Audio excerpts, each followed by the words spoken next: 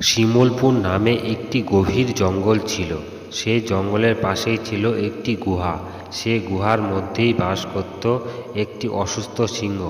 সিংহটি অসুস্থ থাকার কারণে সে তার শিকার করতে পারত না। শিকার না করার জন্য সে সারাক্ষণ গুহার মধ্যে লুকিয়ে সে ঘুমিয়ে থাকত এবং বনের যত জন্তু জানোয়ার আছে তারা নিঃশব্দে বনের মধ্যে খাওয়া দাওয়া করত, সন্ধ্যাবেলা বাড়ি ফিরত। কিছু কিছু সময় বনের পশু পাখিরা তারা যখন মারামারি করত, তারা যখন সিংহ মহাশয়ের কাছে নালিশ জানাতে আসবে, তখনই সিংহ মহাশয় ডাকার পর যখনই না বের হতো, তারা সেই গুহার ভিতরে ঢুকত। তখনই সিংহটি সেই শিকারটিকে সে ধরে সেখানে মেরে ফেলত। মেরে সে মনের সুখে সারাদিন সে শিকার করে খেত। এইভাবেই সিংহটি ভালোভাবেই চলছিল। তারপর একদিন হঠাৎ সব পশু পাখিরা মিলে বলতে লাগলো যে, আমাদের এই মহারাজা তো আমার যে পশু যে জঙ্গলে নালিশ করতে যাচ্ছে সে তো আর ফিরে আসছে না। এইভাবে পশু কমতে কমতে এখন প্রায় বনের অর্ধেক পশুই শেষ হয়ে গিয়েছে। তাই এর একটা বিহিত করা দরকার। যে কোনোভাবে এই মহারাজের কাছ থেকে আমাদের সেই বনের জন্তুদের বাঁচাতেই হবে। তখন সব পশু পাখিরা মিলে মিটিংয়ে বসলো। মিটিংয়ে বসার পর সবাই মিলে সিদ্ধান্ত করলো যে আমরা সবাই মিলে একদিন সিংহ মহারাজের বাসায় গিয়ে ঢুকবো। দেখব যে সিংহ আমাদের কতজনকে শিকার করে খেতে পারে। এইভাবেই অনেকক্ষণ কথাবার্তা বলার পর তারা সিদ্ধান্ত করলো, ঠিক আছে, আজকে সবাই যার যার মতন বাড়ি চলে যাও। কালকা ঠিক সকাল 7টার সময় আমার কাছে চলে আসবে। তখন আমরা সবাই মিলে এক জায়গায় একত্রিত হয়ে সবাই মিলে সেই সিংহ মহারাজের কাছে গিয়ে উপস্থিত হব। তখন যে যার বাড়ি উদ্দেশ্যে চলে গেল। তারপরের দিন সকাল হলো। সব পশু পাখিরা পরের দিন সকালে একত্রিত হয়ে সিংহর বাসার উদ্দেশ্যে রওনা দিয়ে দিল। সিংহর বাসার উদ্দেশ্যে গিয়ে সেখানে হাজির হলো। আস্তে আস্তে সব পশুরা মিলে একসাথে সিংহর গুহার ভিতরে ঢুকে পড়ল। ঢুকে সিংহকে তারা অনেকক্ষণ বলতে লাগলো যে, সিংহ মহাশয়, তুমি আমাদের আজকে সবাইকেই খাও, দেখি তোমার কত বড় সাধ্যবদ্ধা। তোমরা আমাদের এত ক্ষতি করেছো যে আমাদের সব বনের পশু পাখিদের মেরে মেরে তুমি খেয়ে ফেলেছো। এখন বনের অর্ধেক পশু পাখি হয়ে গেছে। তখন সিংহ মহাশয় তো অসুস্থ, কথাই বলতে পারছে না, সবার নিস্তব্ধে বলল যে, খাও আমাদের, এখন খাও, দেখি তোমার কত বড় দম আছে। তখন সিংহ চুপচাপ সেখানে বসে এলো। তারপর সব পশু পাখিরা মিলে সিংহ মহাশয়কে উচিত শিক্ষা দিল। তখন সিংহরা বলতে লাগলো যে, প্লিজ আমাকে ক্ষমা করে দাও, আমি এই ভুল আর কোনোদিনও করব না, আমি আর কোনো পশুকে মেরে খাবো না। তখন সব পশু পাখিরা মিলে বলল, ঠিক আছে, তোমাদের ক্ষমা আমি একবারই করব, তবে যদি এই ভুল তুমি আবার করো তাহলে তোমাকে আর আমার ডাকবো না, তোমাকে মেরে ফেলবো। তখন সিংহ বলল, ঠিক আছে। তখন সব পশু পাখিরা তাকে এইভাবে বলে তারা সেখান থেকে চলে গেল এবং বনের মধ্যে তারা নিস্তব্ধে মনের জীবন যাপন করতে লাগলো। তারা যে যার মতন থাকতে লাগলো। তাদের আর কেউ কোনো বিরক্ত করে না, তাদের কোনো প্রাণের আর ভয় রইল না। সেই জঙ্গলে খালি শান্তি, শুধু শান্তি। বন্ধুরা, গল্পটি আমাদের কেমন লাগলো প্লিজ কমেন্ট করে জানিও।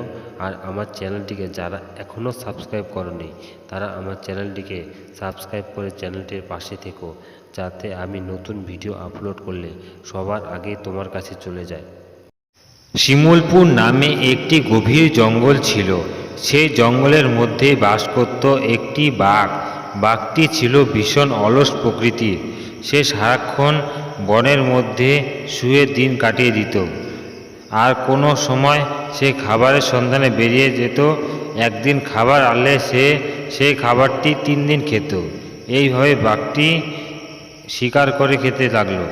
তারপর বাঘটি একদিন হঠাৎ শিকারের উদ্দেশ্যে বের হলো। শিকার করে নিয়ে আসার পর সে সেখানে গুহার সামনে নিয়ে আসলো। গুহার সামনে নিয়ে এসে সে শিকারটিকে সেই কিছুটা খেয়ে সে আবার ঘুমিয়ে পড়ল।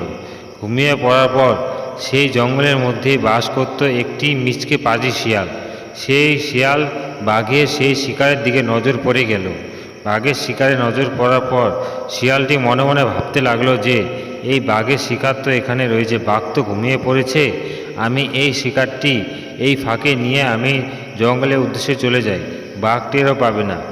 তখন শিয়ালটি আস্তে আস্তে সে বাঘের সামনে এসে পৌঁছালো।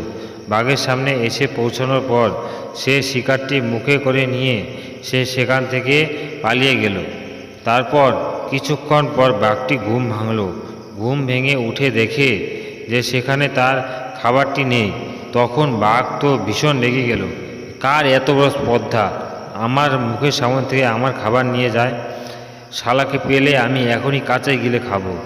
বাঘ অনেক খোঁজাখুঁজি করার পর সে শিকারটি আর পেল না। তারপর মনে মনে ভাবতে থাকলো যে আয় বেটা, আজকেও শিকার করে আনবো, দেখি কে আমার শিকার করে নিয়ে খায়। তারপর বাঘটি আবার শিকারে বেরিয়ে পড়ল। শিকার করে আসার পর আবার সেখানে শিকারটি রেখে সে ঘুমিয়ে পড়ল। ঘুমিয়ে পড়ার পর সেখানে সেই শিয়ালটি আবার আসলো। শিকারটি আসার পর সেখানে সেই শিকারটি যখনই সে নিতে যাবে তখনই বাঘ ঘুম ভেঙে উঠে বলল, ও শিয়াল, তুই বেটা আমার শিকার কালকে চুরি করে নিয়ে পালিয়েছিস। শিয়াল তো ভীষণ ভয়ে ক্লান্ত হয়ে যাওয়ার পর সেখান থেকে এক ছুটে পালালো। পালানোর পর বাঘও পিছন পিছন ছুটতে থাকলো। বলল যে তুই শালা বেটা, আজকে তোকে যদি ধরি তোকে আমি কাঁচাই গিলে খাবো। শিয়াল ও বাবাকে বলে যে ভীষণ ছোট দিল, একটি জঙ্গলের ঝোপের মধ্যে লুকিয়ে পড়ল।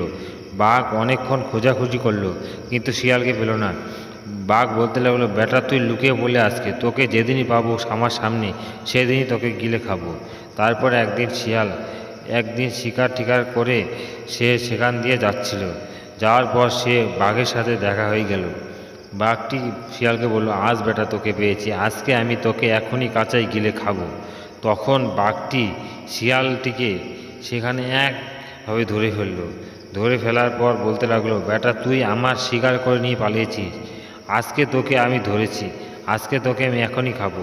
শিয়াল অনেকক্ষণ বলল যে বাঘমা প্লিজ ছেড়ে দাও আমাকে, আমি আর তোমার শিকার কোনোদিনও খাবো না, আমাকে ক্ষমা করে দাও। বাঘ তো তার কথা শুনতে নারাজ, তার ভীষণ প্রচণ্ড খিদে পেয়েছে। সে খিদে জ্বালায় অনেক খোঁজাখুঁজি করছিল, শিকার পাচ্ছিল না। সে শিয়ালটি, আমার সামনে পড়েছিস তুই, তোকে আমি খাবো না, তো আমি এখন ছেড়ে দেব। তখন বাঘটি শিয়ালটিকে মেরে ফেললো। মেরে ফেলার পর শিয়ালের মাংস 2 দিন ভরে সে খেয়ে সেখান থেকে মনের সুখে তার বাসায় চলে গেল। বন্ধুরা, গল্পটি আমাদের কেমন লাগলো প্লিজ আমাকে কমেন্ট করে জানিও।